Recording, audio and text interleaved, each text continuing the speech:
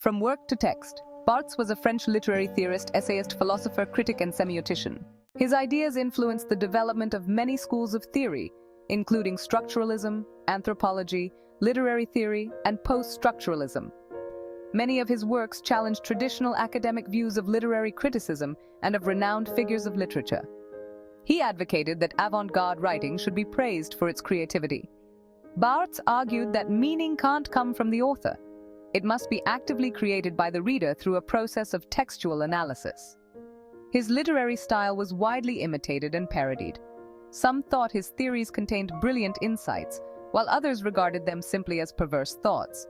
He did not create a particular school of thought, and he does not have followers who attempted to model their theories after his. Major works include Mythologies in 1957, Pleasure of the Text in 1973, A Lover's Discourse, Fragments in 1977, Criticism and Truth in 1987, and Incidents in 1992. From Work to Text was originally published as De l'œuvre au texte in 1971. It was translated and later published as From Work to Text in 1977. In this essay, Barthes distinguishes between a work and a text, and proposes that text is a dynamic, open system that includes the relations between readers, writers, and the critics. He also denies the authority of the author and gives the reader the right to reproduce the work.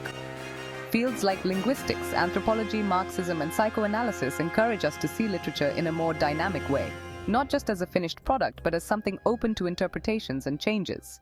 Barthes argues that the idea of a text is more fluid and open than the more rigid concept of a work. The concept of text is more involved with the scripter, reader, and the critic. In modern times, the reader's focus changed from a piece of work as a whole to an object known as the text. He built his concept of the transformation of our approach to literary works based on the theories of Ferdinand de Saussure, Julia Kristeva, and Mikhail Bakhtin. When discussing text and work in From Work to Text, he does not try to define what he means by text, but explains the differences in the two concepts based on 7 propositions. They are 1. Method, 2. Genres, 3. The sign, 4. The plural, 5. Filiation, 6. Reading, and 7. Pleasure. Text must not be understood as a computable object. You cannot measure, calculate, or neatly define a text like a simple fixed object. A text is complex and open to different interpretations, changing based on how people read and engage with it. The work is a fragment of substance. It occupies a portion of the spaces of books, meaning it is something physical, like a book on a library shelf. It takes up space, but the text is a methodological field. It is more abstract and active, connected to how it's read and interpreted. The work is seen, but the text is demonstrated. The work is held in hand, and the text is held in language. The text only exists when it is caught in an activity or production. The text cannot be labeled as good literature or bad literature. Barthes brings the example of a writer, Georges Bataille, and says that the answer of how he can be classified as a writer, a novelist, poet, or essayist is uncertain. But he has definitely written texts. If the text raises the problems of classification, it is because it always implies a certain experience of limits. The text lives at the edge of what society or culture tries to define or limit, making it paradoxical, something that appears to contradict itself. The work is completed and comprehensive. It is signified. There is no arbitrariness involved in its literal understanding or interpretation. The text is incomplete in that it is metonymic. Its words or phrases may be exchanged for others with similar meanings or associations. Its meaning becomes interrupted since it encourages the reader to produce overlapping ideas and make associations. The work has a closure, but the text is open-ended and has a multitude of associations. The text is a woven fabric, and the reader is the fabricator.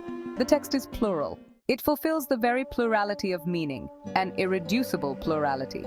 The text contains multiple layers of meaning that can never be fully reduced to one interpretation or unified under a single perspective. The text is not coexistence of meanings, but its passage or reversal. Hence, it depends not on an interpretation, but on an explosion or dissemination. Barthes challenged the filiational relationship between the author and the work in his 1968 work, Death of the Author. In From Work to Text, he denies the authority of the author to the text he has produced. The work is caught upon a process of filiation. The work is appropriated to its author. In the work, the author is reputed to be the father and owner of his work.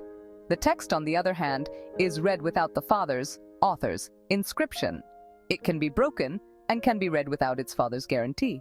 Text is like a network that expands and cannot be tied to a single author of origin. In the text, the readers are free to interpret and make changes. The work is an object of consumption, in that the reader tends to be passive and he does not produce it actively. When we focus on the reading as a process, we create text. We cannot consume the text, we can only play with it. The text itself plays, and the reader plays twice over through reading.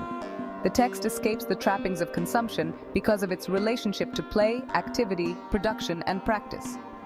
The text compels the reader to eliminate the distance between writing and reading.